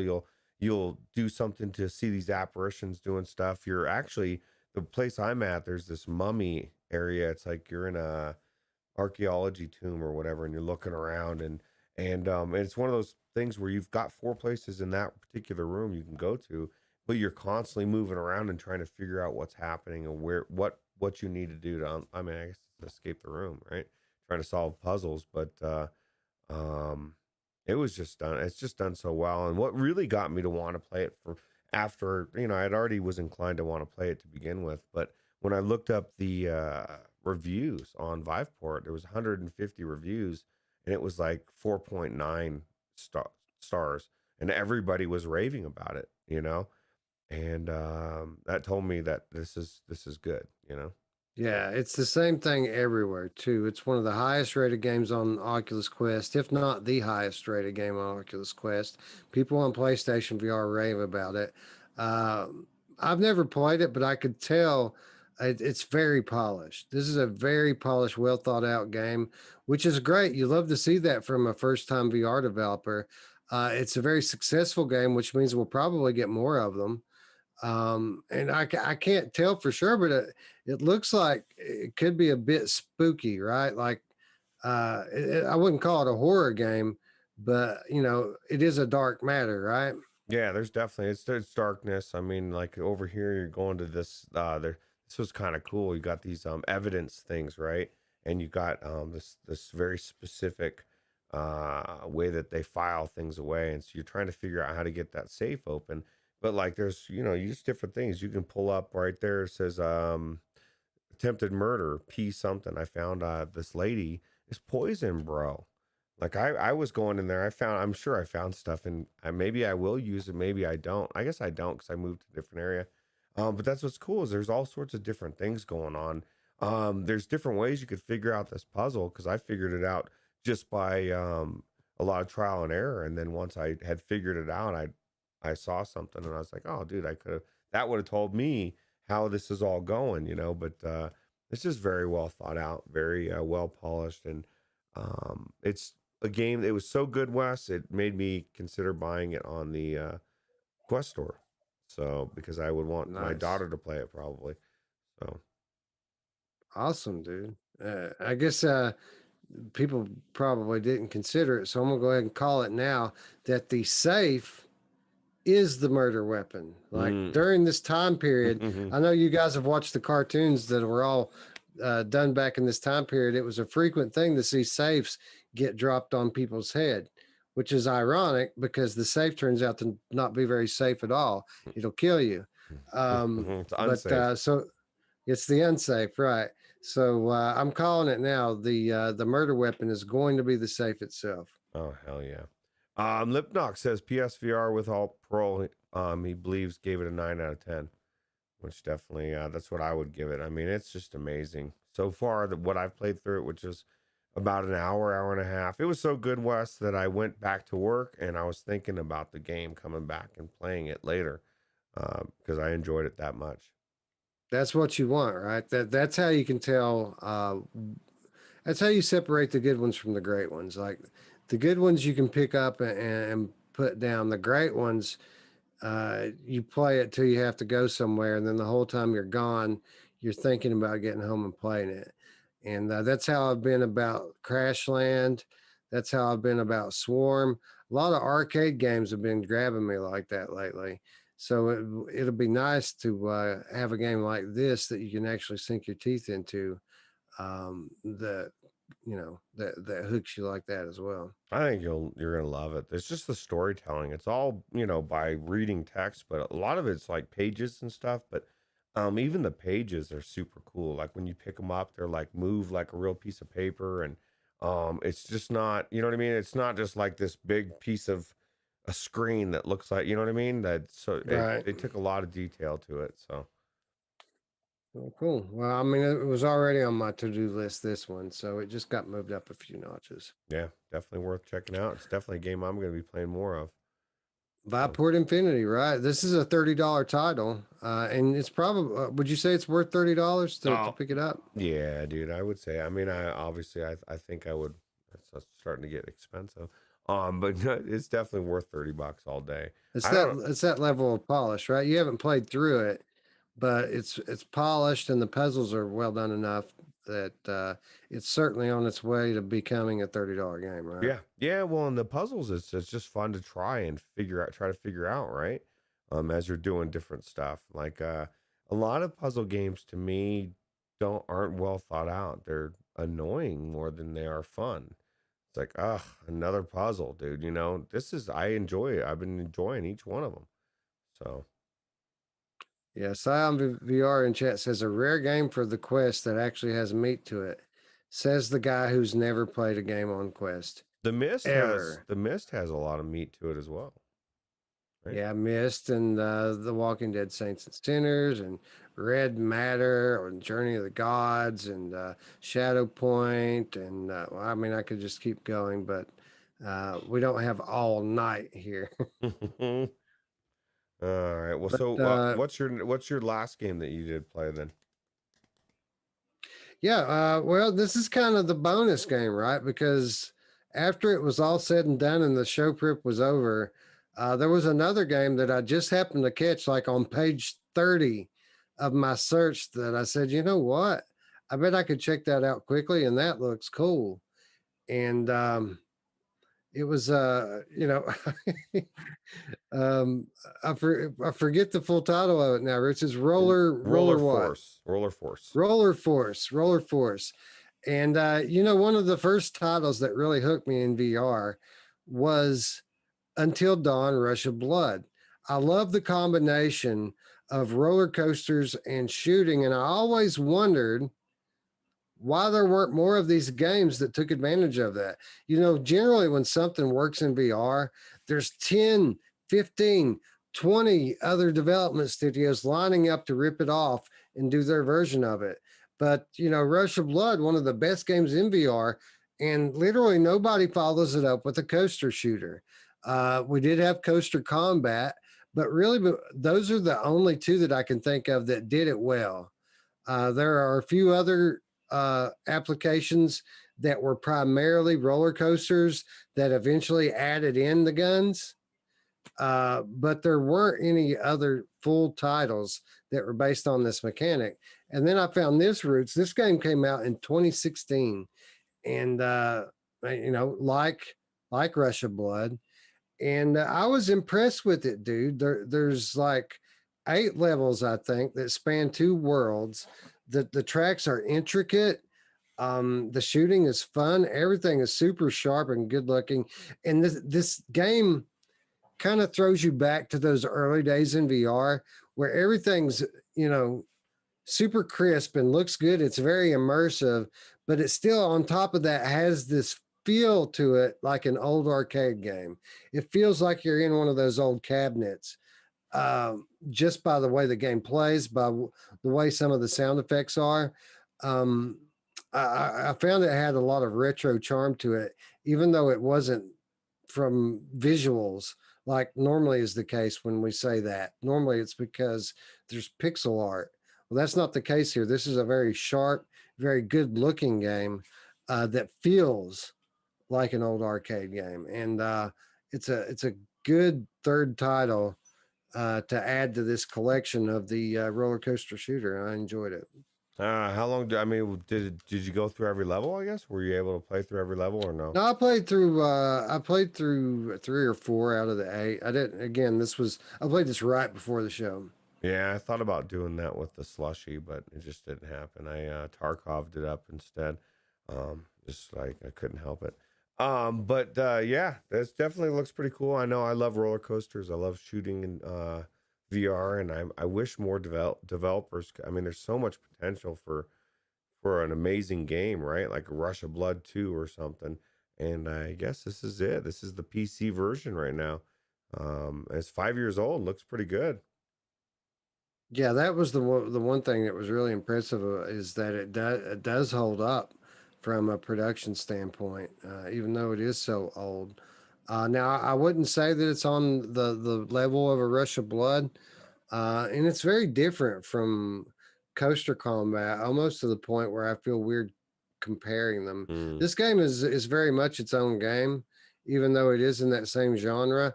Um, I wouldn't say it's as fast as the others, even though Lipnock says it looks like it has good speed. It's fast enough. Like you wouldn't want it to be faster because I did feel a little discomfort during my last run on it. It scales up in intensity, and I was a little queasy when I got off of it, but it wasn't mm. bad. Like I wasn't sick, but I normally don't feel anything, and I did get a little sick from this. Um, Kind of, it made me feel like when I played No Limits 2, that one made me feel a little queasy. That's kind of how I felt coming out of this one too. Okay. Chris Duncan wants to know if and he says it's a dumb question, but it's not. Does Viveport work on Quest and virtual desktop? And that's how I played a Room VR today. I played it through virtual desktop with no, through the Quest 2. So Yeah, most of the time it works. It is, of course, on a game by game basis, but basically all that Viveport is another storefront for Steam VR. So basically what they're selling is Steam VR games here. You'll go in the Viveport and it'll authenticate through the Viveport program instead of authenticating through Steam. But after it authenticates with Viveport, it just opens up Steam VR and you play the same Steam VR version of the game. yep, yeah. So and like I said, I haven't found a game recently that hasn't worked. So and there's those ones like you said that will tell you, hey, it's a Vive Focus only, or it may say it's Vive only in general, and sometimes those will play on Quest or on Rift. Yeah. But What you want to do if there's a game that you think should be supported with the Oculus, but Oculus support isn't listed for it, you should go to Steam and check it out. Because if the Steam version supports Oculus, then most likely the game is going to support Oculus as well. yeah, absolutely. Yeah, Alex VR coming in says burning the candle at both ends today. We love it. That was good. I've had As heard a of. matter of fact, Go ahead. no, I'm sorry. You go ahead. Go ahead and Oh, finish what I you're was gonna saying. say I'm sorry. that I have heard from at least 4 people, Alex, that they really enjoyed the conversation that we had today, and they said it was good. So Yeah, I enjoyed the conversation as well. yeah, me So too. we should do Yeah, that more often. yeah, for sure. But uh, what I was going to say is Roller Force, in fact, listed compatibility on Viveport Infinity is with Vive, Vive Cosmos, Valve Index, Vive Cosmos Elite. So Mm. they don't list Oculus as being supported on Viveport, but I wanted to play it bad enough that I checked it out on Steam, and the Steam copy showed Oculus support. So I decided I would try it out, and sure enough, it worked. Well, and plus you could always G2 it. That's a more viable. Although that's got Well, some here spotty support sometimes too, right? it's the weird thing about it. The G2 is the G2 controllers are their own thing. The only headset that has these controllers is the G2. So like when a game claims to support WMR, it won't support G2 controllers. Um, there's only a handful of games that officially support them, Yeah, and it's really a weird thing because these controllers are more like touch controllers than they are like WMR. So there's like no there is no indicator on Steam which games are going to support it and which ones won't. But just because you see WMR support or Oculus support, nothing really tells you whether or not they're going to work or not. Most of the time they do, But there have been occasions, in like 2 or 3 occasions, that I've had to go and download specific controller bindings Mm, for the G2 controller. bummer. Yeah, friction. Yeah, a little bit. It's not that bad though. It is on some games. Some games you can't find it, but the really big ones like Boneworks, The Walking Dead Saints and Sinners, these games, they don't have official support baked into the game for whatever reason.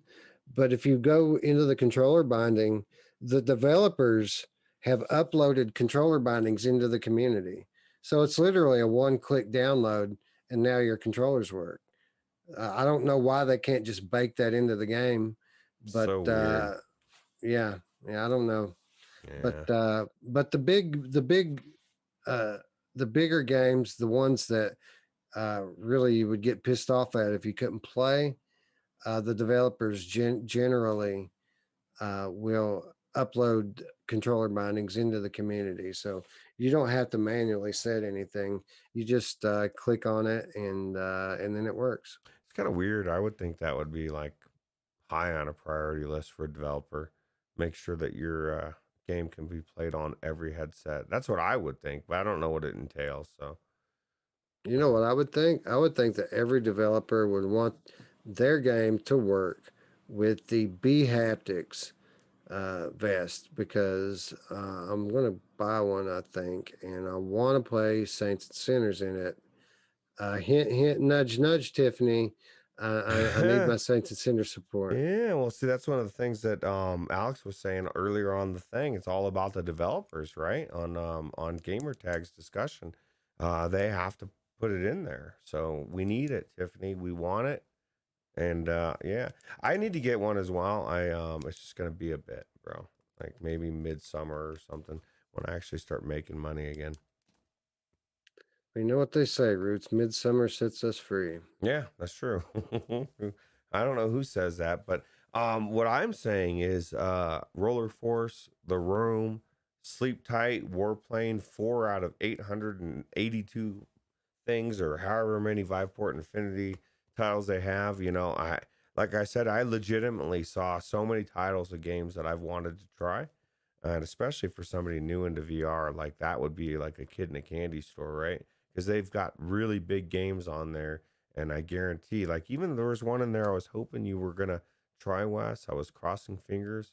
You didn't pick it. Fisherman's Tale. A Fisherman's Tale. See, you knew I I wanted you. almost picked it. That's the Yeah. reason why I said, because I almost picked it. It was like I changed my mind at the last minute and went with the Sleep Tight instead, because I wanted to play another horror game. You made the right move. When you go into Fisherman's Tale, it'll be the perfect time, bro. Yeah, well, we need to get into it soon because Mass Maker is coming out in just a Ooh, couple weeks. that's right. And dude, we had all these games, right? All these awesome games, and we were talking about it on Sunday. Just how awesome 2021's been, and the way it keeps ramping up one week after the next, after the next. All these awesome releases, dude. Now we've got Mask Maker coming, we've got DeMayo coming, and we've got Wraith, the Oblivion Afterlife coming. This is all before the end of the month, That's or crazy. or by like the first week of next month. All of this stuff's going to be out, and then it's a very short wait until Fract hits PlayStation VR. Wow. So I mean, and that's just the things that we have release dates for now. I'm sure that Vertigo Remastered is going to drop somewhere in that time frame. I mean, Vertigo 2, excuse me. Vertigo 2 is going to drop somewhere in there. After the Fall is going to release very soon. I feel like Sniper Elite's going to drop very soon. And dude, it just I'm looking forward to this Oculus thing that's in a couple of weeks. This Oculus gaming event where they're going to talk about games. Yeah, that's what somebody at the beginning of the podcast was saying. They're very excited as well. I'm excited. It's a good time to be in VR. It's a good time to pick up Viveport Infinity if you haven't. And that's one of the things that Mask Maker I saw was on that list, right? That's coming Yep. there. Yep. So After the like, fall is too. yeah, that's crazy, bro. Like, so I just can't think of a reason not to have it. Yeah, yeah. After the fall's on there, Mass Maker's on there. I don't know. DeMayo's not showing coming soon yet, but I do know that Resolution Games are available on Viveport. Mm, So, I mean, it's very likely that it does end up on there at some point as well. I'm super psyched for that game, bro. I think it's gonna be really cool. Yeah, I think so too. And I mean, it's just I think that one's early May. Then that one comes out. I'm not sure. It's within 2 or 3 weeks that game's going to drop. Nice. Can't wait. Lipnox VR says after the fall is coming today. Oh God. Oh, that'd be crazy, right? Just drops That out would of be nowhere. awesome, dude. And maybe it is. Yeah, Boy Brown agrees. DeMayo is early May. I thought. Yeah, it's early May. That's right. But early May is it's 2 weeks from now. Yeah, yeah, So we're right around the corner from early May, which means we're right around the corner from nice, warm, sunny days and tornadoes. Tornuffalos. The Tornophilos. Yeah. Now, so this is a game I should get into. I actually might have to check this out, dude. I like roller Yeah, you coasters. should. I mean, it's the levels are quick. It escalates at your own pace. It's just one level at a time. You go to the menu every time that you play a level and pick the next one you want to go to. They're segmented into two worlds. So like the first world is this kind of like mechanized world with these drones and things that are firing at you, very mechanical looking place. The second world is like this outer space place where there's asteroids and all of these insect creatures that are firing at you. Um, and you have two firing modes for your weapons, so you can switch that up on the fly as you see fit. Nice. Um, you have a health meter right in the middle of your screen. When it diminishes, you're dead. But there are power ups that you can shoot along the way that will replenish the health meter. Oh, It's just a very basic concept that's tried and true, and it's fun. yeah. And I am surprised as well as you why there aren't more games like this. So, Lipnock says, "Until You Fall coming to Infinity today." This is true, and Until You Fall drops today on Viveport Infinity. Another great addition to the Infinity library. yeah, absolutely.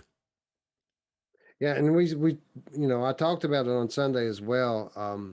When I was talking to my Viport guy, he was very adamant that all of the proceeds, they're not taking profit from Infinity right now. All of the proceeds get kicked back to developers in one way or another. First of all, because they've just increased the rates of the profit sharing with the Wow. developers. But secondly, the Viport is taking their share and just using it to acquire new games and forge new relationships with developers. So um, they said 100% of the money goes to the developers, and I think that's cool. Yeah, that's super cool. Man, I wish I had Viveport Infinity when I first came into VR, bro. You know what I mean? $12, you spend $12 and you have 800 games at your fingertips. That's crazy. Yeah, yeah. I mean, I probably would have never bought anything hardly because most of the stuff is on here, right? I mean, only like the biggest titles, and even some of those are on here. Well, But like Oculus exclusives and Half-Life Alex and Boneworks, that's pretty much what's not on Infinity. and those are all games you're gonna want to own anyway. You know what I mean? Like it's not as a part of a service, but I think all of these games, there's just so much content. It's like Overg says, if you get a Quest 2, sorry, Cyan. And Viveport, it's really cheap fun for the money and well spent. And I think that was well said. Yeah, did you get a Quest 2? And assuming that you have a gaming computer, of course. But like spend $100 on a year of iPort and put it with your $300 Quest 2, and you're set, bro. Not only with like this awesome like library, but you're gonna get new games almost weekly. A significant amount of the new releases are gonna automatically go into your library. Yeah, it's crazy. Anyway, with that said, I think it's time to wrap it up, Roots. It's getting late. We've been going longer than I even thought we were. And I got some more gaming to do. Yeah, So dude. we need to wrap it up here. But before we do that, I'd like to thank you all for watching. If you're new to the channel, be sure to hit that subscribe button and don't forget that bell because we've got content on top of content coming your way. And it's going to be good. It's not going to be stuff that you want to miss. So be sure you subscribe. Be sure you hit that bell.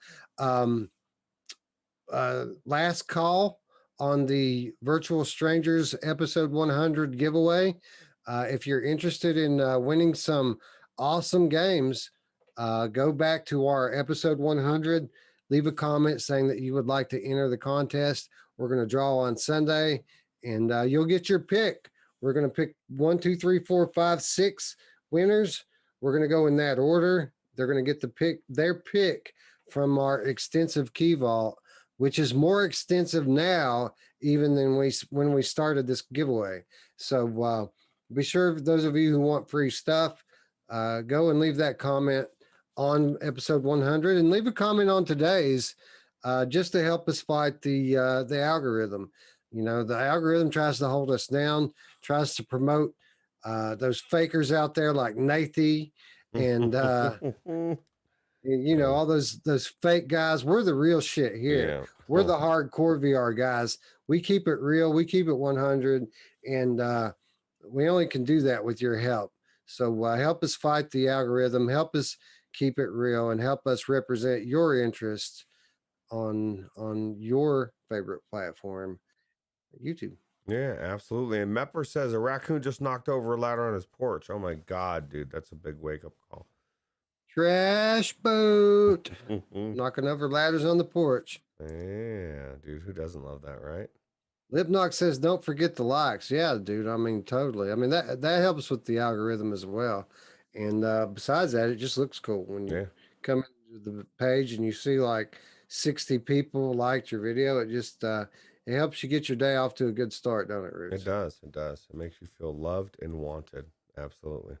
Makes me feel like cranking out 10 emails to developers, and I've been doing even more emails here lately, Roots, trying to be a middleman between Viveport and some of our developer friends who could use the hookup. You know what I mean? Wow. Well, it sounds like you're doing everything for VR that you should be. That's just good, right? Yeah, yeah. I can think of a few games that would fit right well in with this Viveport Infinity, and I'm not going to name them out here because I don't want to put these guys on the spot. But I think we've made some friends over our couple of years in this that could benefit from each other's services. We'll just leave it like that. Yep, absolutely. Trash Panda says Radio Runt. Anyway, what else? So, of course, for those of you who would like to do a little something extra to support our channel, you can do so by supporting us on Patreon, where for as little as $3 per month, you will gain access to our weekly show notes. You'll get insider updates, which I just put a new one out today, and the always awesome money show, which is sporadic at best, but always awesome when it lands. And it's elusive. Yeah, it's an elusive, awesome money show. But it's worth the wait, though. And generally, it turns out to be very entertaining when we finally can get together and make one. Yeah. So, yeah. And then, of course, there's the invitation to our Discord down below. It's where we live. It's where we play. It's where we laugh together, cry together, talk VR together. And it's the first place I go whenever some VR news breaks. And I want to see what everybody's thinking. That's where I go to find out. Yeah, it's just always a good conversation. People hanging out, chilling. It's cool. It is cool. Anyway, with that said, friends, I'd like to thank you all once again for watching. For Roots, I'm Wes. We'll see you soon, most likely. Mm-hmm. Bye-bye. Take it easy.